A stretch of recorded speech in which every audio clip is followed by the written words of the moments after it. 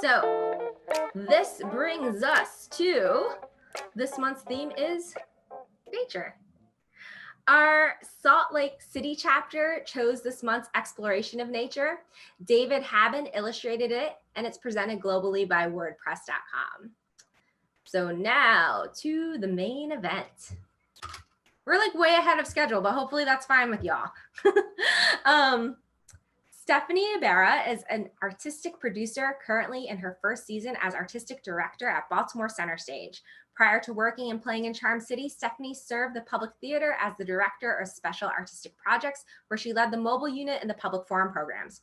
Her career started in her home state of Texas, working with the Dallas Theater and the Dallas Children's Theater.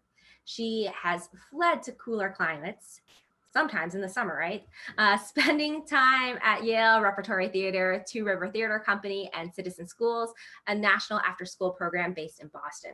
Because teaching is a hard habit to break, Stephanie continues to serve as a faculty member at the Juilliard School and repeatedly finds herself guest lecturing for artists and producing students at NYU, the Yale School of Drama, and more. In light of the current state of the world, she co-founded the Artists Anti-Racism Coalition, a grassroots effort to help off-Broadway community dismantle systems of exclusion and oppression. And in 2019, she was named the Yerba Buena. I practiced that and I still messed it up. Sorry.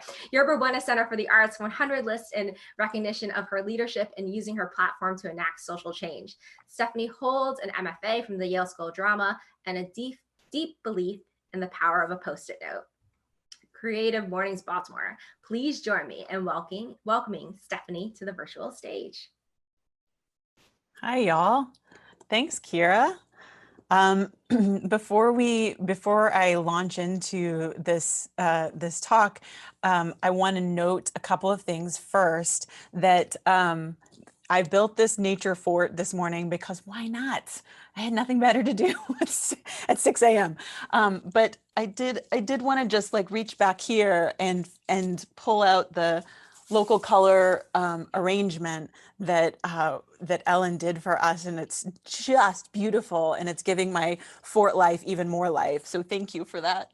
I also want to note that my quarantine buddy, one of my quarantine buddies, is a Chihuahua puppy named Bowie. So if she appears unexpectedly, I apologize in advance, and you're welcome in advance. So before one more thing before I launch in, I'm going to go to gallery view here. I'm curious, just by show of hands or coffee mugs, I'm curious how many of you have engaged in any of the following sort of nature activities. How many of you have been hiking? Cool. How about swimming, beaching? Camping? Fewer hands on camping. I only did that for the first time like 18 months ago. If I missed any key nature activities, please throw them in the chat. I'm curious to know what everybody's sort of favorite way to spend time in nature is. Bird watching, trails, gardening. Oh yes, nice. Oh, I'm gardening now too. So anybody who knows me knows that nature is actually not a word that you associate with me. That is nowhere in my nature as it goes. I've lived my whole life in cities. I was born in Texas, but even in Texas, in that big state, I managed to gravitate to city after city after city. And, just to put a finer point on it, in the decade or so that I spent in New York City, when I moved from Manhattan to Brooklyn, I really felt like I was moving to the country. That is my relationship to nature. So when Kira and Mario were talking to me about nature as the word for this month, my mind did not go to trees and flowers. My mind actually immediately went to human nature. And as Kira said, I work in the theater. I am the artistic director of Baltimore Center Stage. I've spent my entire career in the theater, so human nature is my bread and butter. The idea of human nature points to those things that we all have in common, right? That's the whole idea of human nature, fundamental things common to all of us: emotions, feelings, the desire and ability to communicate, our need to survive. That idea of human nature has, I think, extended into the idea of natural law. Some say God's law, the laws of nature. Side note, I don't think, incidentally, that our human preoccupation with laws is natural at all, but that is a whole other talk. Um, from this idea of natural law, laws of nature, those are sort of the big concepts that our common understanding of human rights is rooted in, right? Those rights that are fundamental to all of us. Some may say inalienable, debatable. But at this intersection of human nature and human nurture, that's the combination of things that gives us the human experience. And that's the sort of intersection where my art form lives. So for thousands and thousands of years, the theater has been exploring and delving into human nature, human nurture, humanity, to understand the human experience by way of storytelling. Another side note is, if you work in my business, you tend to think that storytelling is part of human nature, that it is fundamental to our need to survive, that it feeds our hearts and our minds and our spirits and our emotional well-being as much as water feeds our bodies. So that idea of storytelling and seeking to understand humanity and the tension between human nature and human nurture is key to what I do every day. Those binaries, nature versus nurture, God's law versus man's law, those ideas and those conflicts have really shaped the world that we live in today. And, one of my favorite plays is a couple thousand years old. It was written by a guy named Sophocles, and it's called Antigone. And Sophocles puts that tension of God's law versus man's law right at the center of the conflict of the play. And I think about that often today because that tension has informed and been at the heart of so much of the discourse and debate and animosity and violence of our world today. So one of the big questions about art, or one of the sort of virtues or values of art, is that it is thought by many to play the role of reflecting human nature or reflecting our humanity back to us. That's certainly why I signed up for theater. It's the thing that, those answers that we can never, the questions that we can never get answers to is the reason I've been doing this for 20 some odd years. And I'm no closer to really understanding the human experience than I was when I started, because it's just that complex. And that's what's really exciting to me about the work I do. But lately, I've been thinking about the role of art and theater in particular, as a way of conjuring and imagining our better angels, our better natures. I am working in, by all measures, a very progressive industry. I'm working in a field that centers humanity. And yet, my field, my art form, my institution is not immune from all of the same ills that we collectively have been nurtured into. We have nurtured our way into racism, elitism, sexism, ableism. I mean, the isms alone go on and on and on. And I have to believe that if we've nurtured our way into it, we can damn sure nurture our way right back out. And this is where actual nature comes in.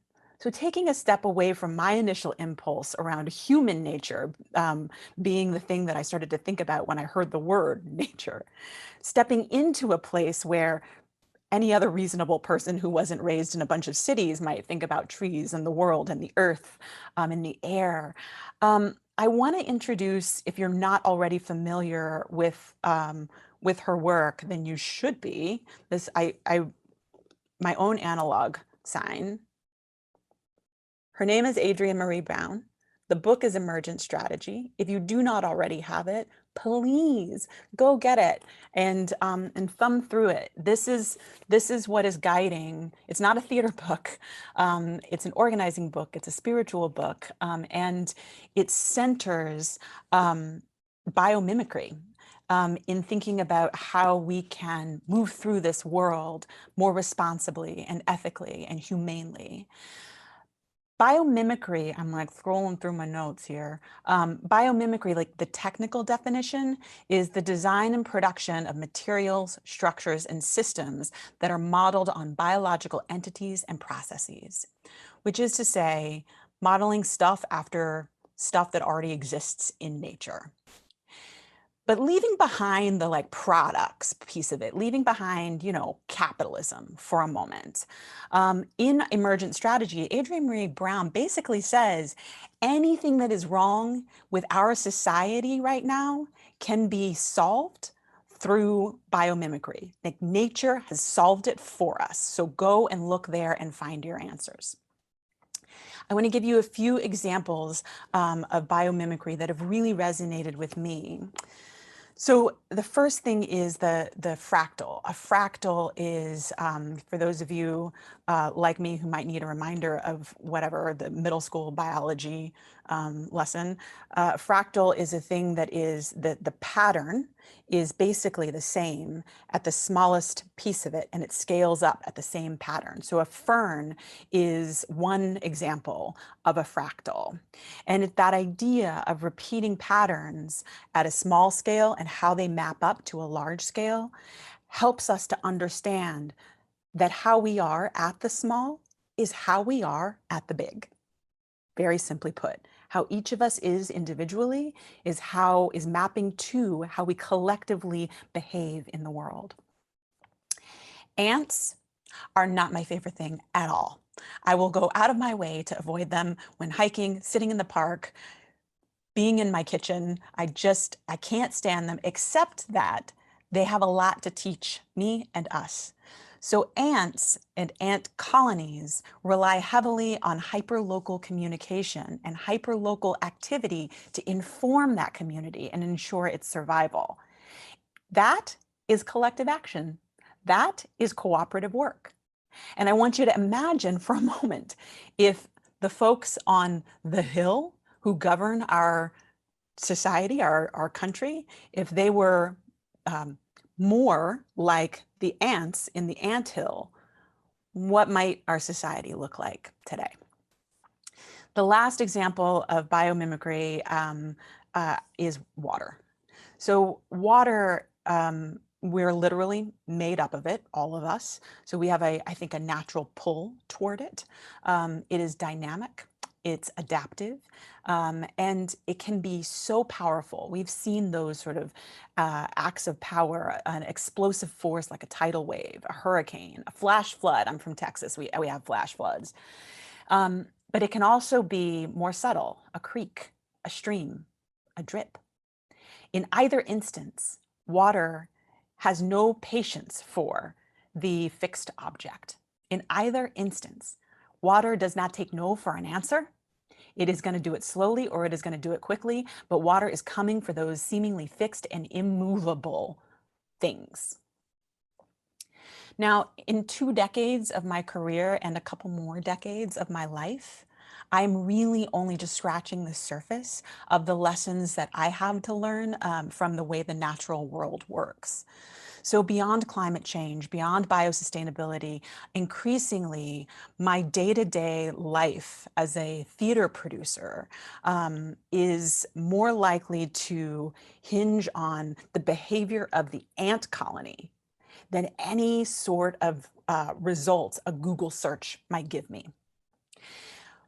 What I'm struggling with, though, is that there seem to be ever more questions than answers. And so I didn't come here today to share a bunch of sort of answers, but more to raise questions and share those questions with you. That the sort of what ifs What if our lives looked a little bit more like the elements around us in nature? What might our world collectively, the big world, what might it look like if each one of us every single day was behaving the way those ants behave? Or thinking about our ideas and the words we say, like the dandelion that's just sort of spreads through, or the coronavirus that spreads through the air. If we understood our words and actions to be that mobile, that pervasive, then how might that guide our behavior and our decisions in our work? These are the questions that I am sort of asking myself today. And I want to pause here so that we can be in conversation, and maybe you can add some of your questions to my questions, and we maybe can figure it out together. Thanks so much for having me here, by the way, and thank you for inviting me to be part of this community. It's been pretty special. Thank you, Stephanie. Jazz hands, jazz hands, jazz hands. So yeah, we're gonna do Q&A. We're encouraging folks wherever you are, Zoom, YouTube, Twitter, to go ahead and chat message your questions, and then we have a Creative Mornings volunteer who will be reading some of those questions. But to start, Stephanie and I first talked, in the before times, many months, decades, I don't know, time's weird right now. And these ideas with nature, with biomimicry and Adrienne Marie Brown and nature versus nurture were all ideas that Stephanie, you were talking about initially. But in your talk now, when you're talking about this moment, are we talking about the pandemic, or are we talking about George Floyd, Ahmaud Arbery, Breonna Taylor, Christian Cooper? Very, very provocative question. So when I think about this moment as a sort of finite moment, I am thinking about the pandemic, because there was the before, there is now, and there will be the after. The other thing, the forgive my, you can bleep me out, the bullshit that we're seeing in our country, the executions and murders in the streets, that is not a moment that, or we've been in that moment. We've been in that moment for hundreds of years. We've been in that moment since this country was founded, and even before that. So that does not feel like a moment to me. That is one of those things that we have been nurtured into, and that we've got to nurture ourselves back out of.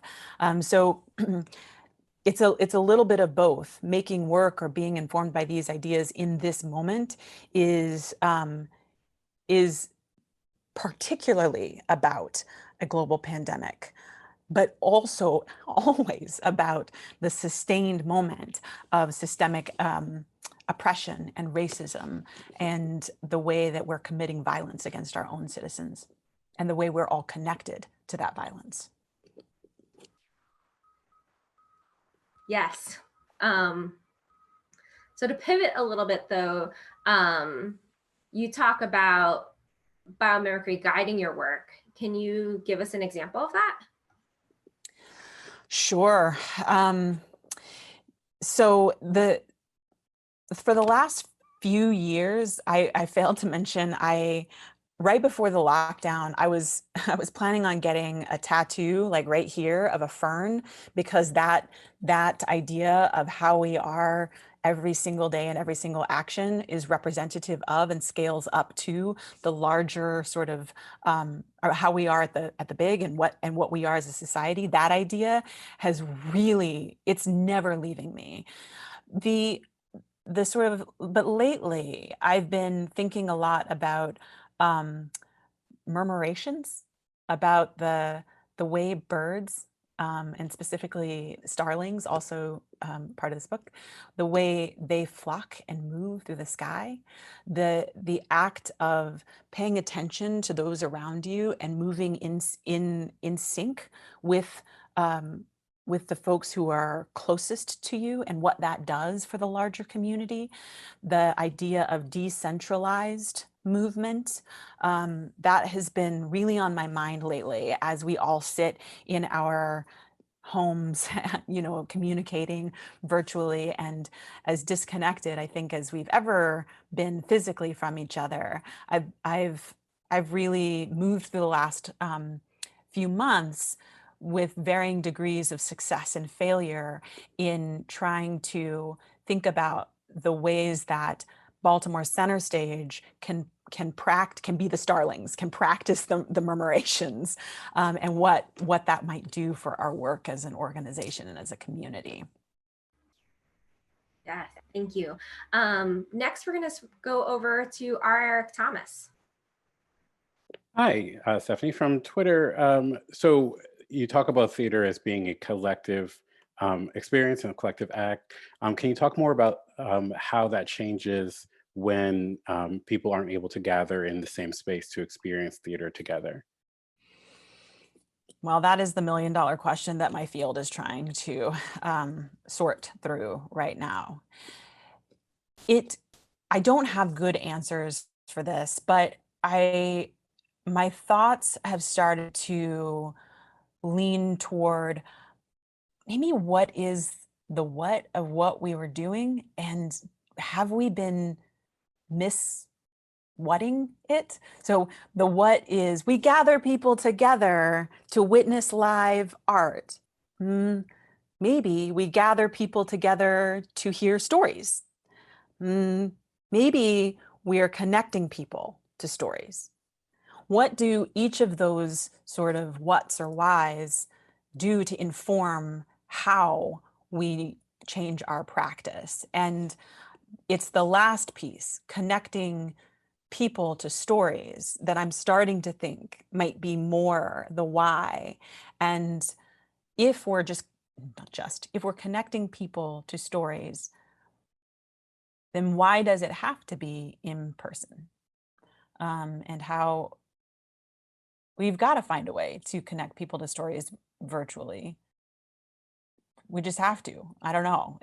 We don't have a choice. Henley, do you have a question from the chat? Sorry about that. I have bad Zoom form. I didn't unmute myself. Okay, so how is emergent strategy impacting your process as a theater artist? The book has put me in deeper conversation with other makers and artists. And it is really invited all of us to re-examine every part of our theater making process. That it is asking me, I think, to interrogate, everything from the pieces that I curate on stage to how artists are brought in to manifest those pieces, what the process looks like, even just in putting together a design, the audition room, the rehearsal room. It is much like water. It is finding every crevice of my practice and sort of needling me.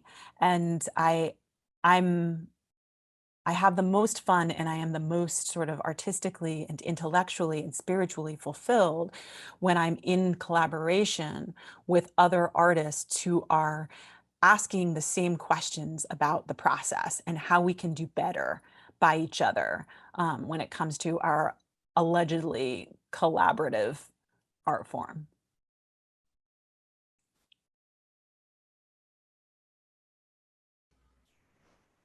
Great. I really love that too, because I feel like I also personally that resonates with me, just like working in collaboration with people. I'm very much, anybody who's worked with me knows that I'm like an extroverted thinker. So I have like all these live thoughts, and then I'll like change my mind like midway through. And so I'm thankful for people like Mario, who's been a collaborator of mine for many years, to go on those journeys with me as I am kind of thinking about those. So a question that we have, there's a little bit of a delay on the YouTube, so it's we can't go over to Kate as we were hoping we could. But another question is, are there any theater tips that you can share for bringing the performance energy from a live theater production to this virtual online space? So my other member of my quarantine buddy, one of my quarantine buddies is my Chihuahua puppy. The other quarantine buddy is my partner. He's an acting professor at Tisch NYU. And so he's spent the last 2 months teaching acting classes and trying to answer this very question. And in terms of tips, in terms of energy, for myself, as you may have noticed, the disembodied hands that are like coming in and out of the frame, this is my way of like, just do you. I tend to communicate and talk a lot with my hands and my whole body. So I try not to temper that when I'm on Zoom because it doesn't feel natural to me. So I think first and foremost, doing what feels natural to you is key. The other thing, and this is a more technical tip, is that, I was listening to Jedediah spend so many minutes talking about your relationship to the camera and what it might mean to your audience members or your collaborators when you move a little bit closer to the camera, or when you might get a little bit further away. And just that relationship alone, I think, does a lot to shift our understanding of the energy, the intended energy that is coming from the speaker.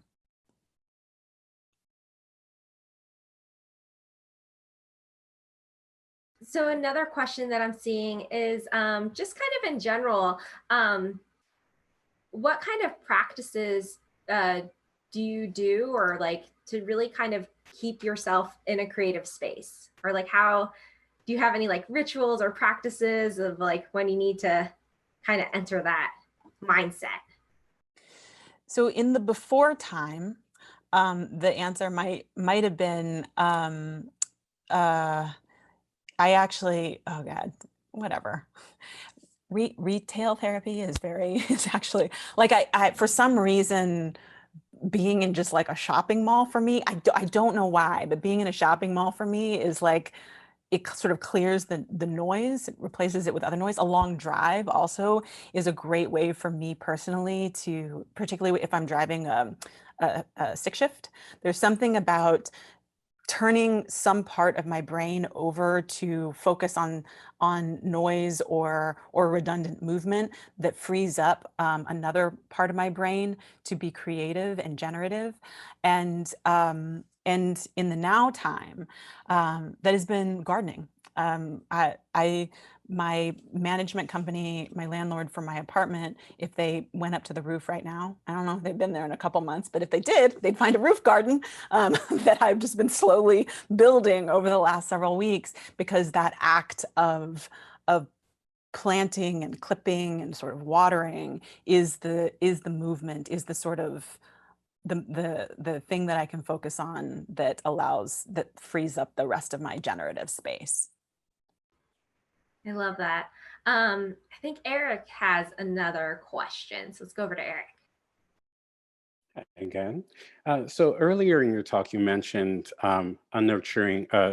We've been nurtured into different isms, and I'm interested in your strategies for unnurturing your artistic practice from the isms that we've all been nurtured into, and how you're able to track progress in that respect.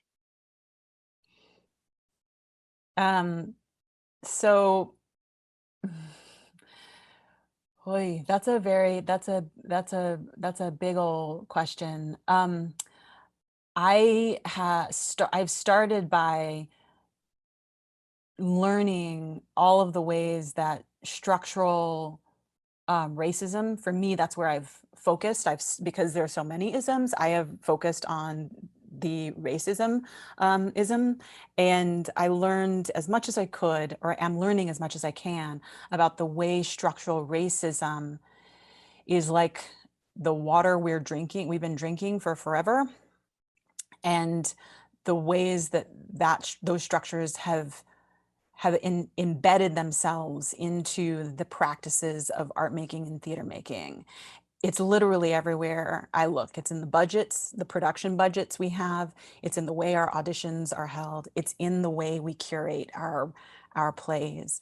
So I'm in a constant state of sort of hyper awareness and looking for those things and interrogating our practices.